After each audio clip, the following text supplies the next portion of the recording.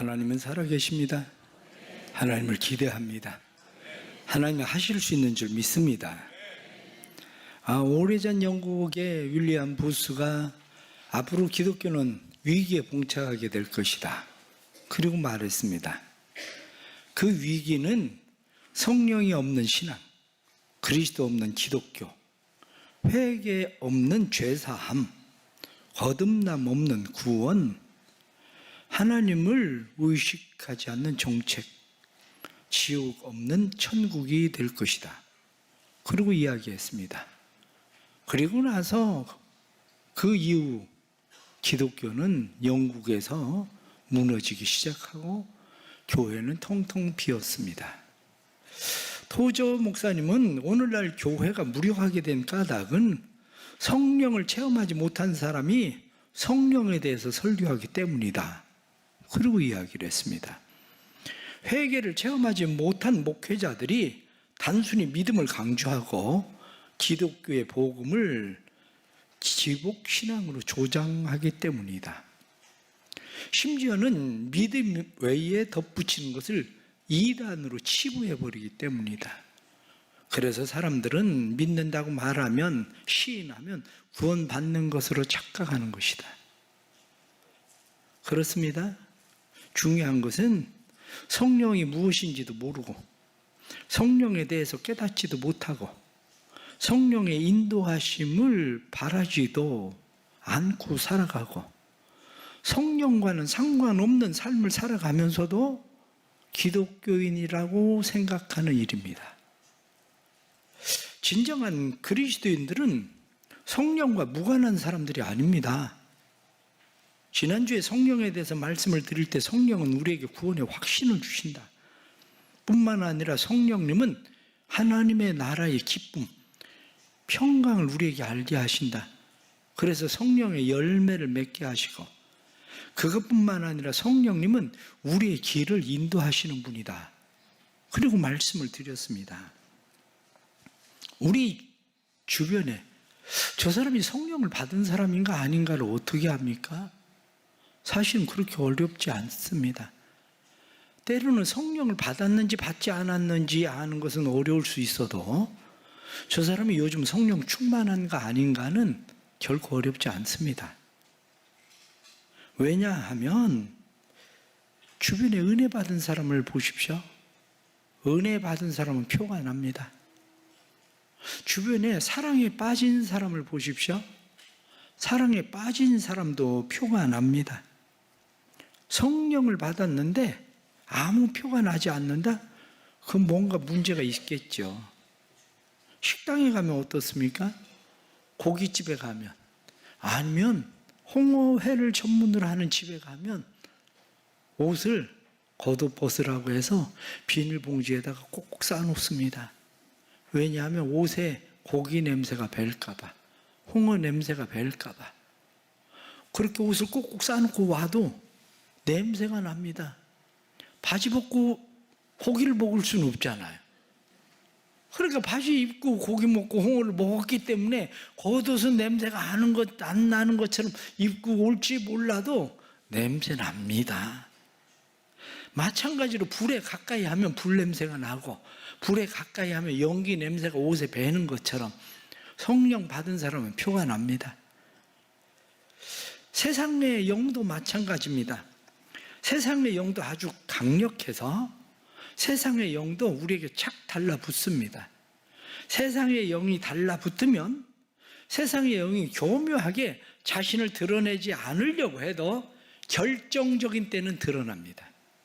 이게 하나님의 영인지 세상의 영인지 결정적인 때는, 그런데 결정적이지 않을 때는 잘 분간이 안 가죠. 그래서 이러한 영의 분별이 잘 안 되면 꼭 당하고 나서 후회를 해요. 그때 거기 가지 말았어야 되는데, 그때 그 말 하지 말았어야 되는데, 그때 그렇게 하지 말았어야 되는데, 지나가고 나서 후회합니다. 왜 그렇습니까?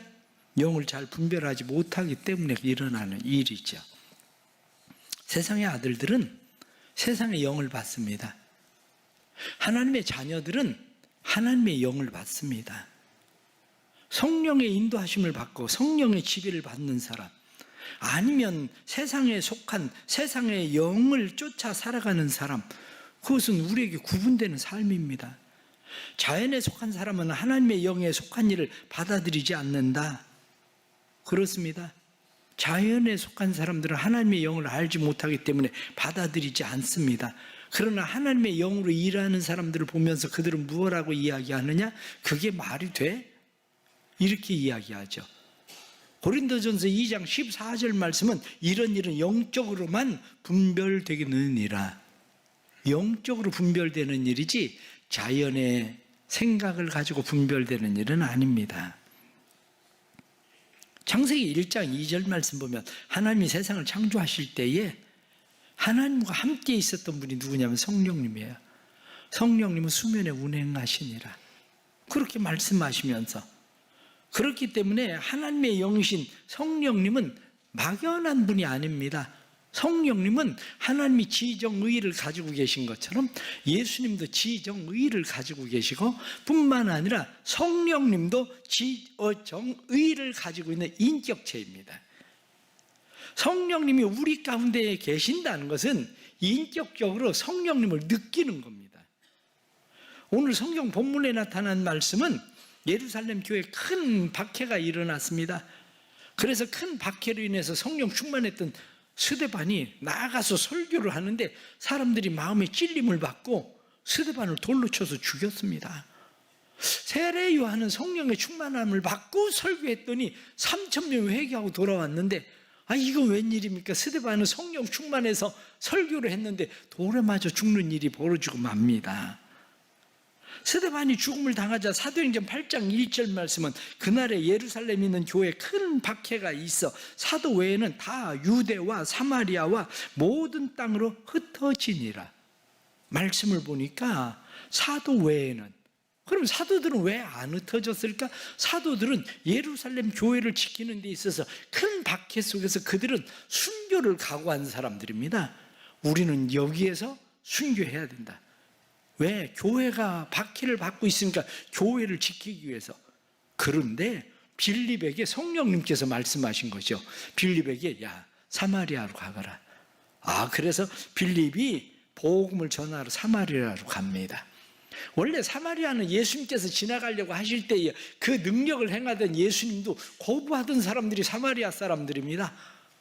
그래서 제자들이 뭐라고 이야기합니까? 선생님, 하늘에서 불이 떨어져서 이놈들 싹 살라버리라고 그렇게 할까요? 이렇게 이야기하던 사람들인데 빌립이 가서 복음을 전했더니 성경 말씀을 보면 예수님도 거부하던 사람들이 빌립의 말도 듣고 행하는 표적도 보고 한 마음으로 그를 따르는 사람들이 생겼다.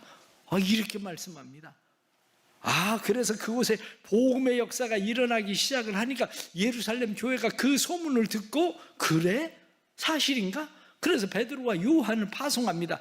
베드로와 요한이 가서 보니까 사마리아 사람들이 복음을 받아들이고 이 사람들이 부흥을 하기 시작을 하는데, 베드로와 요한이 가서 그들에게 안수하고 기도했더니 성령을 받아요. 이 성령 받는 역사가 일어나게 되고, 그래서 사도행전 8장 25절 말씀에 두 사도가 주의 말씀을 증언하여 말한 후 예루살렘으로 돌아갈 때 사마리아인들의 여러 마을에서 복음을 전하니라. 그곳에서만 아니라 사마리아의 이곳저곳에 가서 복음을 전했다는 거죠. 그런데 교회가 한참 사마리아 교회가 부흥을 하고 있을 때에 하나님께서 빌립에게 말씀하십니다. 사도행전 8장 26절 말씀에 주의 사자가 빌립에게 말하여 이르되 일어나서 남쪽으로 향하여 예루살렘에서 가사로 내려가는 길까지 가라 하니 그 길은 광야라.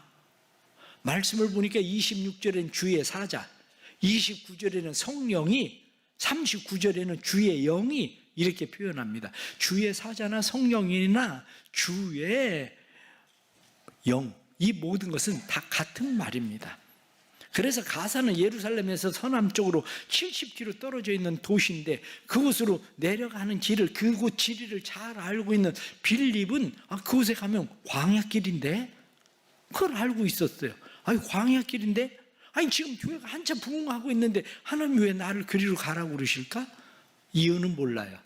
그래도 가라고 하시니까 빌립은 순종해서 가사로 내려가고 있습니다. 가사로 내려가면 쉴 만한 곳도 없고 그곳에서 사람을 만날 일도 없을 것 같은데 하나님이 내려가라고 말씀하시니까 그곳으로 내려간 겁니다. 종종 사람들은 왜 하나님은 누군가에게 성령으로 말씀하시고 왜 나에게는 성령으로 말씀하시지 않나? 사람들은 그걸 궁금해합니다. 그러나 대답은 간단합니다. 하나님은 자기의 말을 잘 듣고 순종할 수 있는 사람에게 말합니다. 자기의 말을 잘 듣고 순종할 사람에게 이야기하지 계속 이야기해도 말 안 듣는 사람에게 하나님께서 뭘 자꾸 얘기하겠습니까? 왜? 얘기해봐도 깨닫지도 못하고 이해하지도 못하니까. 하나님은 그렇기 때문에 순종할 준비가 되어 있는 사람들에게 말씀하십니다. 하나님이 왜 나한테 자꾸 말씀을 안 하실까? 이렇게 생각이 들거든. 아, 나는 순종할 준비가 안 돼 있나 보다. 그렇게 생각해야 됩니다. 많은 제자들이 있는데 왜 하나님께서 빌립을 선택하셨을까? 빌립이 하나님의 말씀을 듣고 순종하잖아요.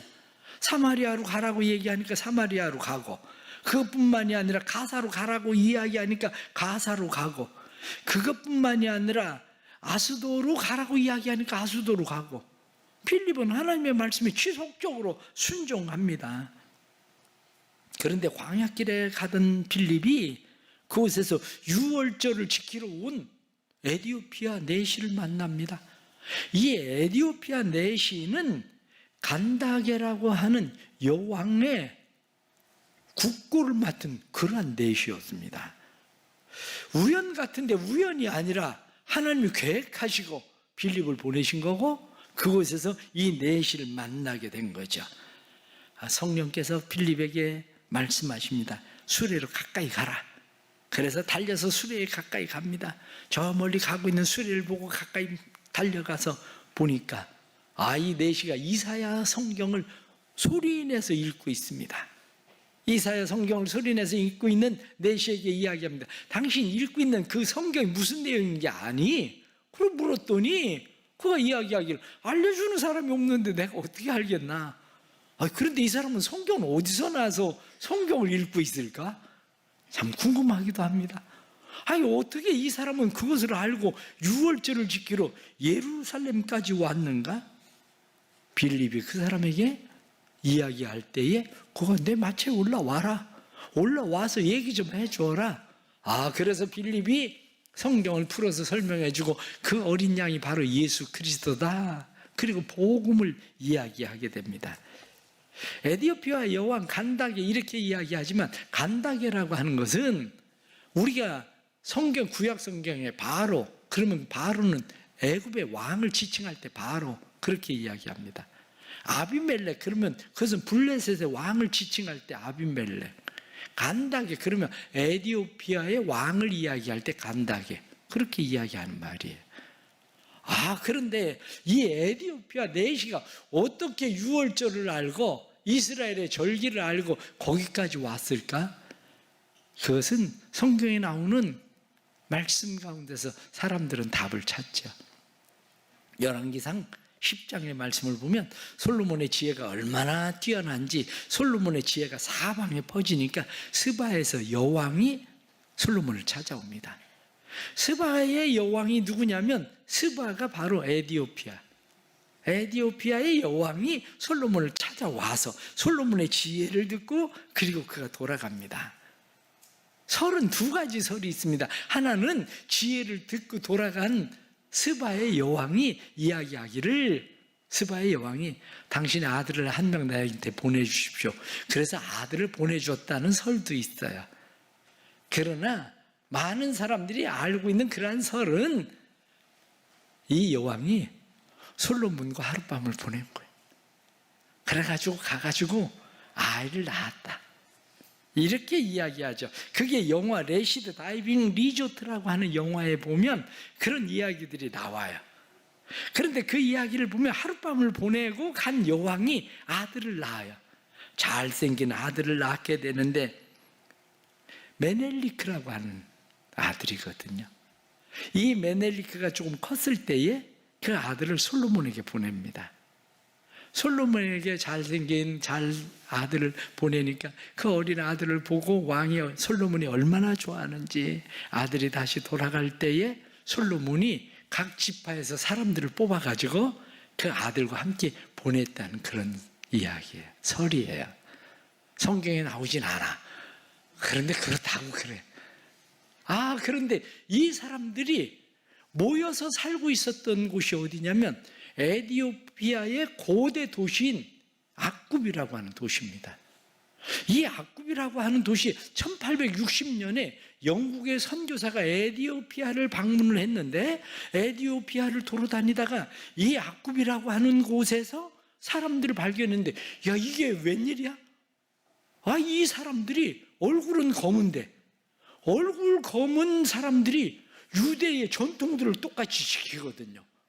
토라를 가지고 토라를 지키고 이렇게 살아가는 사람들을 보게 됩니다. 그러면서 깜짝 놀라요. 1948년에 그때 이스라엘이 독립을 하잖아요. 이스라엘이 독립을 하면서 그들이 인종 상관없다, 누구든지 유대교를 지키는, 유대 전통을 지키는 사람들은 받아들이겠다. 그래가지고 돌아온 사람들 중에 포함되어 있던 한 무리의 사람들이 누구냐면 에티오피아의 유대인들이에요. 얼굴 검은 유대인. 그런데 이 에티오피아에 있는 이 유대인들을 보면서 이들이 이 사람들은 분명 우리 유대 사람 맞다, 이렇게 된 것이 뭐냐면 1991년에 이스라엘 백성들이 에티오피아에 있는 유대인들이 반군들에게 어려움을 당하게 돼요. 반군들에게 어려움을 당하게 되니까 반군들에게 3,500만 달러를 줍니다. 그리고 그 사람들을 우리에게 돌려보내줘라. 이렇게 해서 비행기 38대를 보냅니다. 비행기 38대를 보내가지고 14,325명을 에티오피아에서 이스라엘로 데리고 와요. 그게 이런 역사적인 사건이 일어나거든. 그런데 이 사람들이 다 누구냐? 이들이 유대인들이거든요. 우리는 피부는 달라도 우린 유대인이다. 그러니까 지금 간다게에서 이 여왕의 내시가 어떻게 유월절을 지키러 여기까지 왔을까? 이렇게 이야기하면 그때 그 유대인들이 거기로 유월절을 지키러 왔었다는 거예요. 그런데 이들에게 복음을 전하는 일이 일어나게 된 거죠. 누가? 빌립이.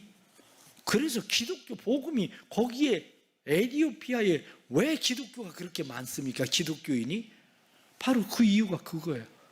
아소도로 빌립이 그 다음에 갔다고 되어 있는데, 아스돗은 아스돗이에요. 아스돗은 어디냐면 쉽게 얘기하면 욥바야. 베드로를, 욥바에서 베드로를 초청한 이유가 뭐냐면 바로 빌립이 욥바에 가서 복음을 이미 전했기 때문에 욥바의 사람들이 복음을 받아들였고 베드로를 알고 있었고, 그래서 다비다가 죽었을 때에 베드로를 초청하는 그러한 일들이 일어나게 되는 거죠. 이게 성령께서 하시는 일들입니다. 성령께서 이렇게 일하시는데 우리는 문제는 뭐냐면 성령에 대해서 기독교인들이 잘못 오해하고 있는 부분들이 너무 많다는 거죠. 성령에 대한 바른 이해가 필요한데 성령에 대한 바른 이해를 하지 못하고 있습니다. 성령을 한 인격으로 받아들여야 되는데 성령을 인격으로 받아들이기보다는 기독교인들이, 많은 사람들이 성령을 무슨 병 고치고 방언하고 무슨 막 예언하고 이런 능력으로 성령을 받아들이는 일이 문제인 거예요. 그게 여러분들은 사람을 사귈 때 어떻습니까? 돈 많고 지식이 많고 똑똑하고 유명세를 타고 실력 있는 사람이라고 좋아합니까? 그렇지 않아요. 돈 많은 사람은 돈 있을 때뿐만, 그때만 필요한 거, 실력 있는 사람은 그 사람 그때만 필요한 거예요. 사람들이 성령에 대해서도 마찬가지. 성령을 인격적으로 받아들이지 못하면 성령은 내가 필요할 때, 병들었을 때, 아니면 무슨 일이 필요할 때 그때만 성령이 필요한 거지 성령을 인격적으로 받아들이고 관계하지 않습니다. 그렇기 때문에 기독교가 종교가 되어버리는 이유가 뭐냐면 성령을 인격적으로 받아들이는 것이 아니라 성령을 어떤 능력으로 자꾸 받아들여서 그렇습니다. 성경은 우리에게 분명히 말씀하는 것이 성령으로 말미암지 않고는 예수를 주라고 시인할 수도 없다. 성령으로 말미암지 않고는 구원받을 수도 없다. 우리에게 그렇게 말씀합니다. 다시 말하면 성령을 인격적으로 받아들이지 못하면 회개할 일이 없어요. 아니 뭘 회개합니까? 성령을 인격적으로 받아들이지 못하는데 병 고치고 그러면 그만인 거지. 그러나 우리 주변을 생각해 보십시오. 가정에는 남편도 있고 아내도 있고 자녀도 있고 부모도 있고, 교회에는 목사도 있고 교우들이 있고, 직장에서는 동료도 있고 친구도 있고. 그런데 누군가를 내가 인격적으로 받아들였을 때는, 그 사람들과 인격적 관계가 됐을 때는 그 사람이 마음에 늘 있는 사람이 되는 거죠. 그래서 부모를 인격적으로 받아들이면, 어머니가 돌아가실 때 이야기합니다. 내가 죽거든 나는 기독교식으로 장례를 지내줘라. 그런데 자녀들이 교회를 전혀 안 다녀. 교회를 전혀 안 다니는데도 부모님이 돌아가셨어도 그 말을 인격적으로 받아들여서 그래도 우리는 기독교식으로 장례를 지내야 돼요. 그렇게 말합니다. 그런데 부모를 인격적으로 받아들이지 않는 사람은 교회 장로가 되고 권사가 돼도, 부모가 그렇게 유언을 해도 아유 반대하는 사람들이 많아서 안 돼, 우리는 그냥 이렇게 되는 거죠. 정말 제가 세상에 깜짝 놀란 일도 있습니다. 세상에 깜짝 놀란 일이 뭐냐면, 목사님이 돌아가셨어요. 그래서 문상을 갔거든요. 세상에 목사 아무개라고 써 있는데 제사상을 차려놨어. 이야, 세상에, 난 지금까지 머리털 나고 처음 봤네, 그런 일을. 세상에 이런 일이 있을까? 아무리 자기 부인을 인격적으로 모독을 해도 남편이 살아있더라고. 자녀들이 아무리 엄마를 인격적으로 모독을 해도 엄마가 목사인데 아니 제사상을 차려놔? 이런 세상에. 왜? 인격적으로 받아들이. 넌 죽었으니까 넌 우리하고 별 상관없어. 지금 내 체면이 중요한 거지 너하고 뭐 무슨 상관이 있어. 그래서 아무리 부부여도 묻지마 관광을 가는 사람들이 인격이 서로가 있습니까? 서로가 인격이 있으면 묻지마 관광 안 가지. 묻지마 관광을 갔다 왔어도 마음에 늘 꺼리지. 그게 양심의 가책이 되지. 아유, 그런데 양심의 가책도 없고 꺼리낌도 없고, 그건 서로가 인격적으로 받아들이지 않은 사람들이에요. 아니 목사님 스와핑하는 사람도 있는데 그 인격이 파탄난 인간들이고, 그거는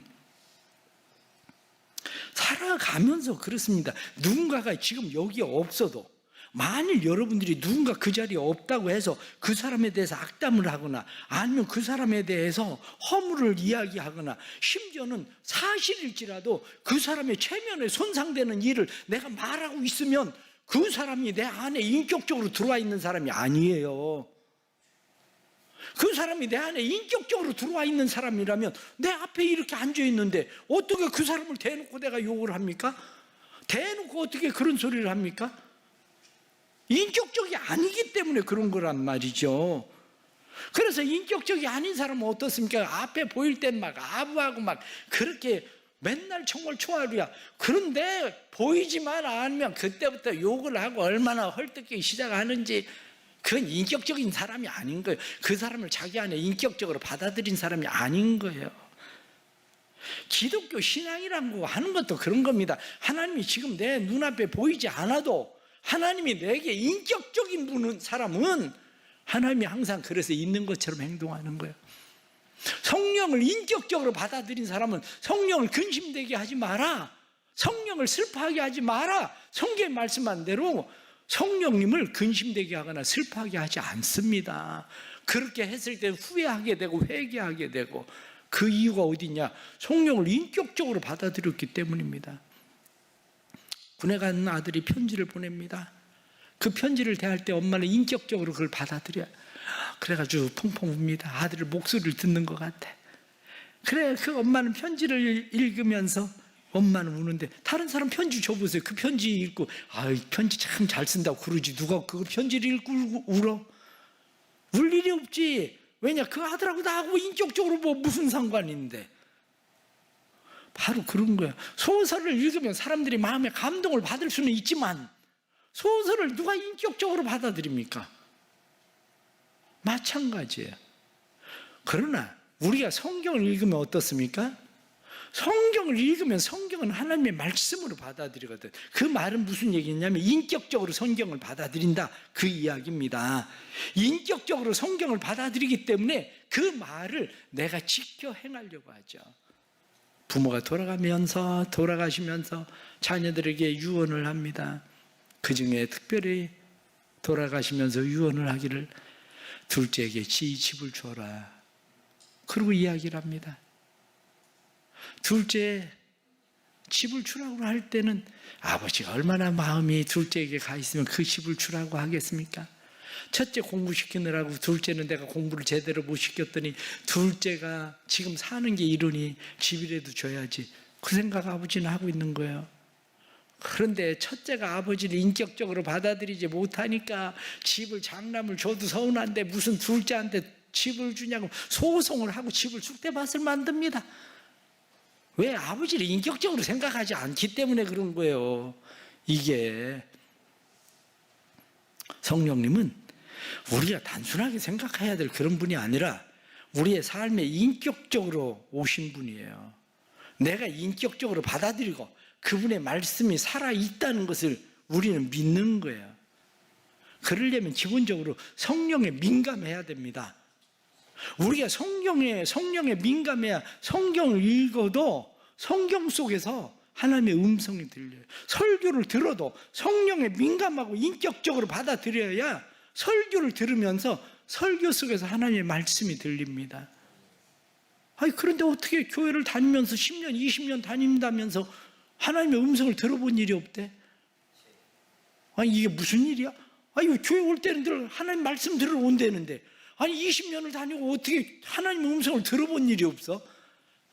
그건 하나님의 말씀이 여러 부분, 여러 모양으로, 여러 사람을 통해서 우리에게 말씀하신다는 걸 잘 이해하지 못해서 그래요. 인격적으로 하나님께서 우리에게 그런 형태로 말씀하신다는 사실을 깨닫지 못해서 그런 겁니다. 사랑하는 성도 여러분, 인격적으로 민감하면 얼굴 표정만 봐도 알아요. 요즘 걱정 있어? 요즘 얼굴 왜 그래? 말해봐. 그런데 인격이 서로 통하지 않는 사람은 아무리 말해도 못 알아듣습니다. 잘 아는 사람은 고개만 저으면 가라 소리인지 그냥 뭘 하라는지 알아요. 하지 말라는 소리인지 알아요. 그런데 그거 못 알아듣는 사람들이 얼마나 많은데 그 사람들은 서로 인격적으로 통하지 않는 사람들이죠. 신앙생활을 하면서도 마찬가지입니다. 말하지 않아도 기분 나쁜 건지 아니면 말하지 않아도 화가 나 있는 건지 말하지 않아도 좋다는 건지 그 알 수 있는 건 서로 인격이 통하면 알게 됩니다. 인격적이지 않은 사람은 누가 펑펑 옆에서 울고 있어 보세요. 그럼 마음이 아픕니까? 도대체 왜 우나 싶어지는 거죠. 그런데 서로 인격이 통하는 사람은 누가 옆에서 울고 있으면 마음이 아파. 눈물만 말없이 tum벙tum벙 떨어뜨려도 마음이 아파, 가슴이 아파. 심지어는 어떤 사람은 그래서 가슴이 찢어지는 것 같아. 사랑하는 성도 여러분, 성령님이 누굽니까? 성경은 우리에게 성령에 대해서 말씀할 때에 성령은 하나님의 기품을 통달하시는 분이다. 로마서 8장 26절에 성령님은 우리의 연약함을 아시고 우리를 도우시고 우리가 마땅히 기도할 바를 알지 못할 때에 성령이 말할 수 없는 탄식으로 우리를 위하여 친히 간구하시는 분이다. 그렇게 말씀하잖아요. 성령님이 우리에게 말씀하시는 걸 믿으시길 바랍니다. 예배 가운데 기도 속에서 찬송 속에서 말씀 속에서 성도들과의 교제 속에서 성령님은 우리에게 끊임없이 말씀하시는 분입니다. 성령님을 인격적으로 받아들인 사람은 그 소리를 들을 줄 알아요. 그 소리를. 다른 사람이 무엇라고 욕을 해도 그 소리 가운데 하나님의 음성을 들을 수가 있습니다. 한 번은 교회 아이들을 태우고 서울에 놀러 가고 있었습니다. 우리 교회 아이들 태우고 서울에 놀러 가고 있는데 농수산물 톨게이트를 빠져나가는데 제가 지나가려고 하는 곳에는 차가 여러 대 쭉 서 있어요. 그런데 옆에 보니까 옆에 차가 없어. 그래서 제가 깜빡이를 넣고 옆쪽으로 들어갔죠. 그랬더니 갑자기 뒤에서 신경질적으로 빵 하고 계속 누르는데, 그 다음엔 내 옆에 차를 세우고 얼마나 쌍스러운 욕을 해야 되는지 기억도 안 나. 그런데 그 사람이 나한테 그렇게 막 욕을 하는데, 나한테 들리는 음성은 아들아, 내 아이들 타고 있다. 운전 조심해라. 그 욕이 나한테 그렇게 들리더라니까요. 아들아, 내 아이들 타고 있다. 운전 조심해라. 사랑하는 성도 여러분, 빌립은 성령의 감동을 무시하지 않았습니다. 광야로 나가라고 말씀할 때에 빌립은 순종해서 광야를 나갔습니다. 내시에게 하나님의 말씀을 말하라고 할 때 그는 말합니다. 뿐만 아니라 아수도로 가라고 말씀할 때에 아수도로 갑니다. 순종해버릇해야 하나님이 말씀하셔요. 순종하지 않으면 하나님께서 말씀하는 방법을 바꿔요. 처음부터 부모가 애들을 체벌하고 애에게 회초리를 댑니까? 아니에요. 말 안 들으니까, 말귀 못 알아들으니까 큰 소리 내고 체벌하고 회초리를 대고 그러기도 합니다. 그런데 교인들 가운데 어떤 사람은 그렇게, 아니 나한테 그런 일도 없다고. 그게 불쌍한 거예요. 왜냐? 꽃밭 내버려 둬보세요. 꽃밭이 어떻게 되나. 가서 시골에 가서 농사 짓는 밭을 내버려 둬보세요. 어떻게 되나. 그럼 망하는 거예요. 하나님이 나한테 말씀하다 말 안 들으면 내버려 두면 망하는 겁니다. 이사야 1장 19절 20절 말씀을 보면 너희가 즐겨 순종하면 땅의 아름다운 소산을 먹을 것이요. 그렇습니다. 말씀을 듣고 순종하면 소산을 먹어. 그런데 예레미야 42장 6절 말씀 보면 우리가 하나님 여호와의 목소리를 순종하면 우리에게 복이 있으리이다. 요하난하고 여사랴 많은 사람들이 예레미야에게 와서 그렇게 말합니다. 그러니까 예레미야가 그들에게 이야기하기를 애굽으로 내려가지 말고 여기 머물러라. 그런데 그 말 들은 사람들이 다 애굽으로 가버려요. 말은 내가 여호와의 말씀을 들을 것처럼 하지만 듣지 않고 순종하지 않아. 오늘도 하나님의 말씀을 듣고 순종하는 채 하지만 듣고 순종하지 않습니다. 순종의 삶을 통해서 하나님은 우리에게 복을 주시고 순종의 삶을 통해서 하나님은 일하십니다. 여러분들이 하나님 앞에 쓰임받기를 원하면 성령에 민감하고 성령에 순종하려고 해보세요. 그러면 하나님께서 우리를 통해서 일하시는 일들을 경험하는 역사가 나타납니다. 우리 하나님께서 사랑하는 모든 성도들에게 이 은혜를 주시기를 바랍니다. 성령은 능력이 아니라 성령은 능력을 행하시는 분인 건 맞습니다. 그러나 성령님은 우리에게 인격적으로 다가오시는 분입니다. 우리를 만나주시고 우리와 함께 일하기를 원하시는 분이 바로 성령님이십니다. 이 한 주를 살아가면서 성령 충만하고 성령의 세미한 소리를 듣고 성령의 순종함으로 여러분들의 삶이 복되기를 간절히 바랍니다. 기도하겠습니다. 하나님 아버지, 저희들에게 성령을 보내주셔서 감사합니다. 성령을 보내주셨으니 저희들에게 성령에 순종하게 해 주옵소서. 빌립이 성령에 순종하던 것처럼 우리가 성령에 순종함으로 빌립을 통해 에디오피아에 복음이 전해지던 것처럼 우리를 통해 일하시고자 원하시는 하나님의 역사가 삶 속에 일어나도록 도와주옵소서. 이 한 주일 성령의 세미한 소리를 들을 수 있도록 성령에 민감해지게 하시고 성령의 세미한 소리를 들을 때에 내 욕심이 성령을 거스리지 않도록 성령을 슬퍼하게 하거나 근심되게 하지 않도록 우리의 마음과 생각을 지켜 주옵소서. 예수님의 이름으로 기도드리옵나이다. 아멘.